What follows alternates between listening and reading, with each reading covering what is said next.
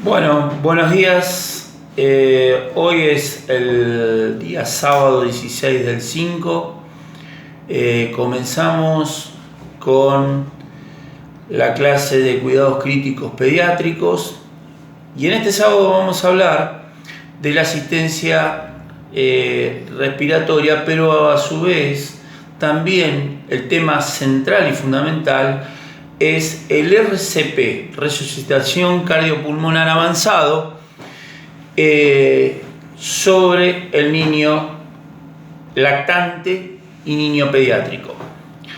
Bueno, cuando hablamos de eso, sabemos que para llegar a esa dificultad, el sujeto de atención paciente está atravesando por un periodo crítico o lábil, en lo cual el enfermero tiene que estar muy atento a la situación, ya que el paro cardiorrespiratorio no solamente va a comprometer el patrón respiratorio, sino va a comprometer el sistema cardiológico, como a su vez, como comúnmente digo yo, la computadora de a bordo del ser humano, que es la cavidad cerebral, en lo cual el paciente empieza con un deterioro, ¿sí?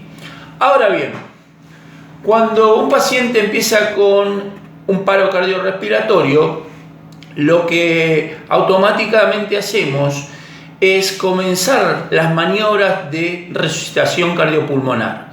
¿Y cómo comenzamos? Comenzamos con compresiones, ¿sí?, de 1/3, 1/2, ¿sí?, profundas, ¿ok?, para comenzar ese masaje cardíaco que estamos haciendo, esas compresiones profundas, para que el paciente se reanime, ¿sí? ¿Qué significa reanimarlo? Significa que vuelva a la vida, porque se está partiendo de la vida. Por eso genera ese paro cardiorrespiratorio. Nosotros tenemos que tratar de, como enfermeros, de generar esta resucitación cardiopulmonar avanzada y a su vez mantener los signos vitales para la vida. Por consiguiente, la frecuencia cardíaca del paciente en este masaje va a tener que ser un masaje profundo para que tenga entre 100 y 120, ¿sí?, su frecuencia cardíaca. Ahora bien, cuando hablamos de vez en cuando minimizar, ¿sí?, esa compresión, ¿es para qué? Para que en un lapsus menor, si es posible, o hasta 10 segundos, uno pueda, como enfermero, agarrar y controlar, verificar. ¿Qué vamos a verificar? Los pulsos del paciente, ¿sí? Si el paciente ya tiene pulso, es decir, que ya lo trajimos de ese momento crítico de su parada cardíaca. Ahora bien, cuando estamos verificando el pulso, a su vez tenemos que verificar la ventilación de ese paciente. Si comienza a respirar por sí solo o va a tener que tener ayuda. Como estamos hablando de una terapia intensiva pediátrica, obviamente que tenemos sumamente recursos para que esa ventilación sea constante y sea eficiente. Por ejemplo, recuperarlo con el famoso AMBU es una de las variantes que tiene el enfermero. Vamos a ir hablando de esta resucitación cardiopulmonar. ¿Por qué? Porque obviamente que la monitorización de ese paciente es sumamente importante. Nosotros tenemos que fijarnos en todos los signos vitales de ese paciente, de ese sujeto de atención. Entonces, nos vamos a fijar en la frecuencia cardíaca, en la frecuencia respiratoria, en la insaturación del paciente, ¿sí? Vamos a fijarnos también en algo muy importante, que es la temperatura. Es decir, todos los signos vitales y la monitorización del paciente es sumamente importante. Ahora bien, vamos a suponer que en este lapsus que estamos trabajando con el paciente en este RCP, nos lleva por tiempo cronometrado 45 minutos y el paciente no está respondiendo a todas las maniobras para que el RCP sea positivo. Entonces, ¿qué vamos a hacer? Vamos a tratar de tener siempre, vamos a tratar de tener el desfibrilador, ¿sí?, cargado, para hacerle algún tipo de descarga para activar la bomba cardíaca, ¿sí?, y regresarlo a la vida. Entonces, en esta ventilación aérea que yo estoy buscando, es importante la monitorización. Hay varias cosas que van a conjugar en este RCP. También tenemos que tener en cuenta que si es un paciente que ya está entubado en una terapia, obviamente que vamos a tener una sonda nasogástrica. No se olviden de eso. Colocación de sonda nasogástrica previo a la intubación de un paciente, ¿sí?, por débitos y demás. Y también saber qué ingirió y desde cuánto tiempo ingirió algo, o sólidos o líquidos. Eso es importante. Ahora, bien, si hablamos de la intubación, el enfermero tiene que saber que tenemos que tener, como en clases anteriores que ya hemos hablado, o invadido con un catéter venoso central el paciente, centralizado, o con por lo menos 2 vías de gran calibre y de buen caudal. ¿Por qué? Porque el enfermero, cuando llega el momento, ¿sí?, de tener a un paciente y logramos este RCP con resultado positivo, tenemos que tenerlo generalmente, diría con seguridad esto, lo vamos a tener que tener relajado, sedado, e ir de a poco acompañando la evolución del paciente. Bien, hasta ahí me siguieron. Entonces, cuando hablamos de monitorización, es importante saber que la tensión arterial media del paciente es sumamente importante. ¿Ok? Ahora bien, tratamos con la presión de tener presión óptima arterial, ¿sí? En lo cual nosotros con la vía arterial vamos a sacar el estado ácido-base después de ese paro cardiorrespiratorio para saber cómo va a comenzar su evolución, y el médico indicará si hay modificaciones en la asistencia respiratoria mecánica. Ahora bien, hay drogas que en el carro de paro es responsabilidad del enfermero en este caso. Y ustedes miran cuál, la adrenalina, ¿sí?, fármaco principal en un paro cardiorrespiratorio. Pero también podemos tener una fibrilación ventricular. Cuando hablamos de fibrilación ventricular, también tenemos que tener en ese carro de paro lidocaína, ¿sí? ¿Qué quiere decir esto? Que la amiodarona y la lidocaína son 2 drogas que van a ser importantísimas en la fibrilación ventricular. Generalmente cuando un paciente regresa de un RCP, lo que tratamos de hacer es sedarlo, controlarlo, monitorizarlo y sobre todo tratar de lograr una buena FIO, ¿sí? Por eso generalmente que cuando el paciente regresa de su RCP, al paciente se le coloca 100% la FIO. Ahora, tenemos que tener mucho cuidado con ciertas patologías, ¿sí? Todo esto que estamos hablando está conjugado o concatenado con unas clases anteriores que hablábamos de shock, ¿sí? Porque generalmente mucho shock ¿sí? Como ya venimos viendo, también dentro de una terapia intensiva pueden hacer una parada cardíaca.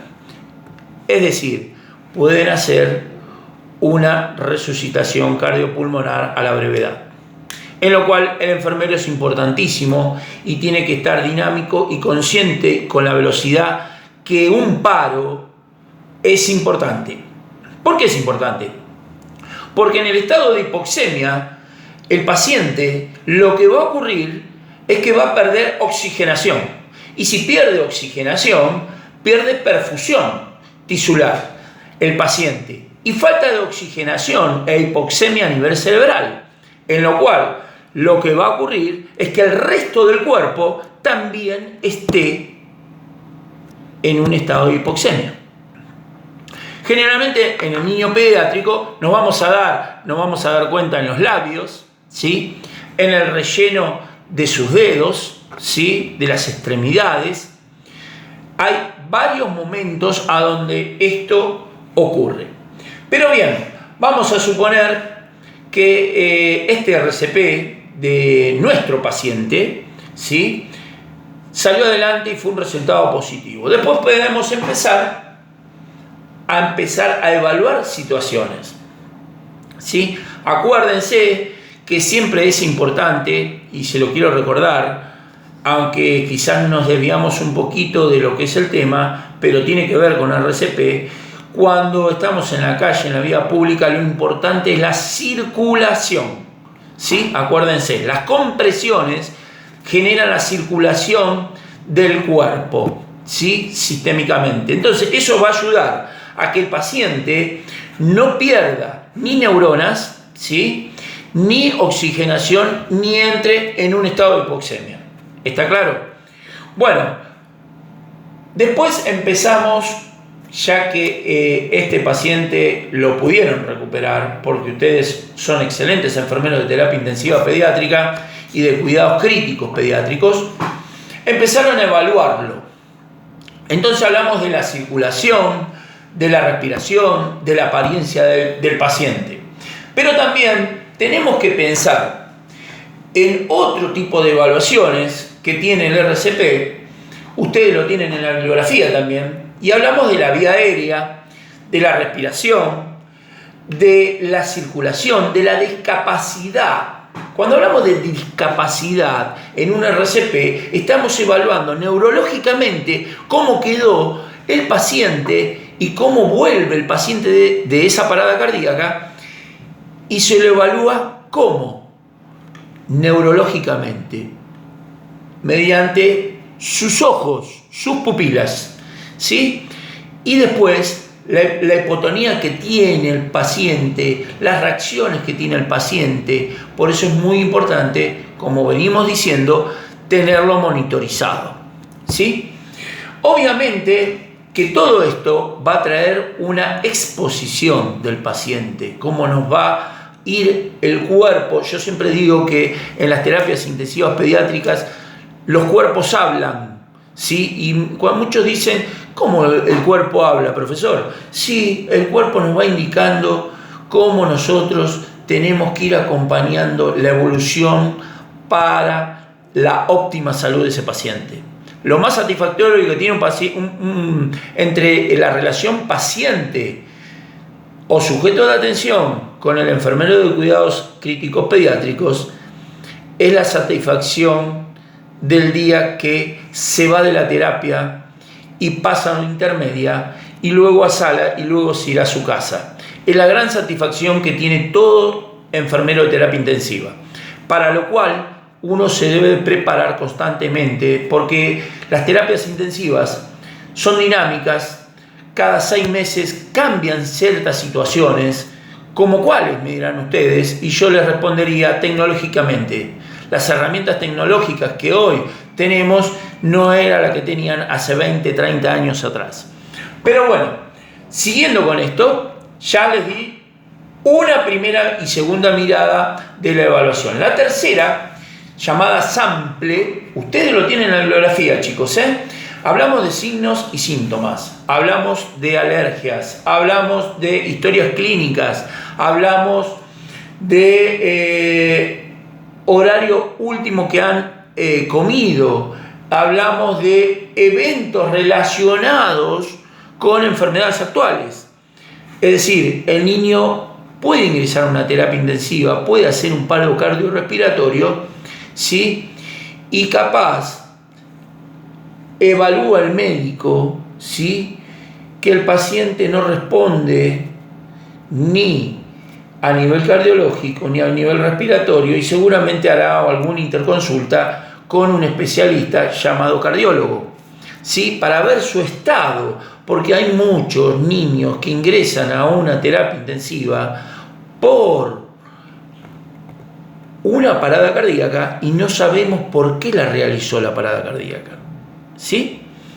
Ahora bien, también tenemos paradas cardíacas por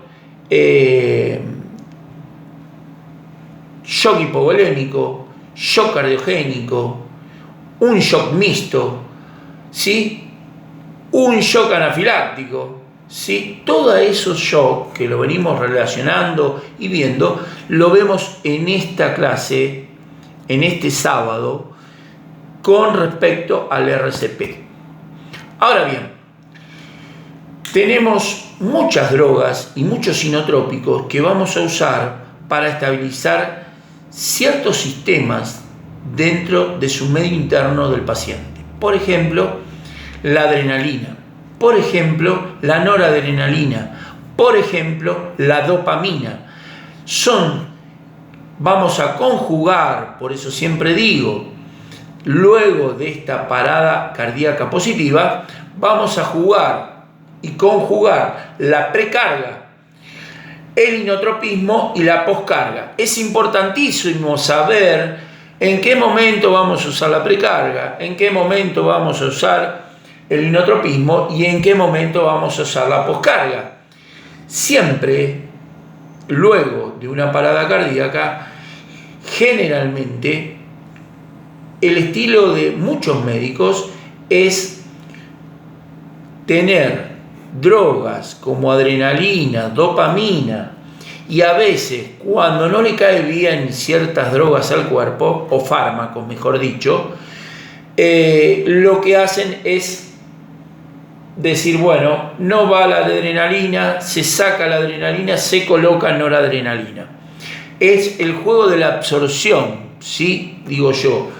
Es de la excreción del cuerpo, de lo que lo toma y lo sirve a su gusto para sentirse mejor. Bien, diciendo todo esto y casi culminando este video, que espero que les sirva de utilidad cuando yo les mande a la raíz de este video las preguntas del trabajo práctico para cuidados críticos pediátricos, tenemos que hablar de la tercera evaluación. Por eso decimos evaluación terciaria. ¿Y qué vamos a evaluar en esta evaluación terciaria? Lo que venimos hablando en el video.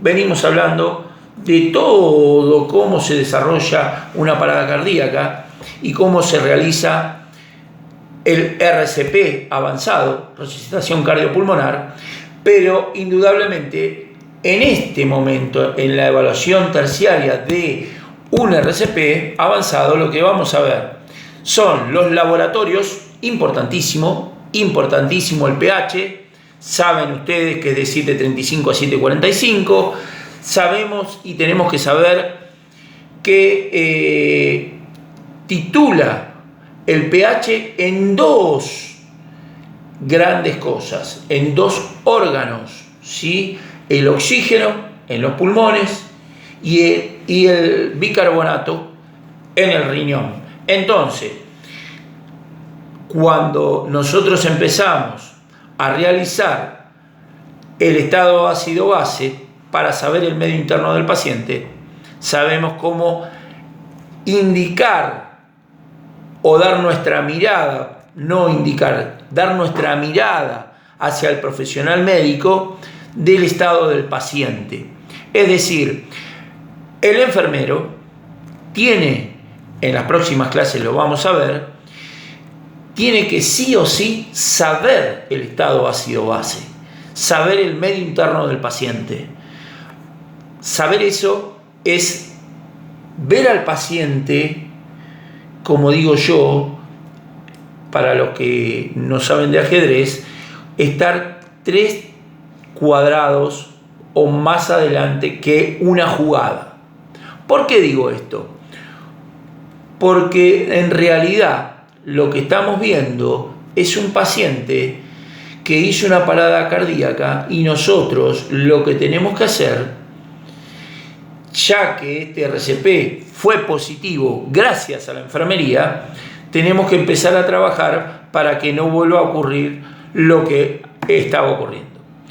Bueno, les envío el trabajo práctico acompañado de esto referido a resucitación cardiopulmonar avanzada. Bueno, muchas gracias y como siempre les digo al final de mis clases, gracias por estar orgullosos de ustedes y de la enfermería argentina en este momento tan difícil.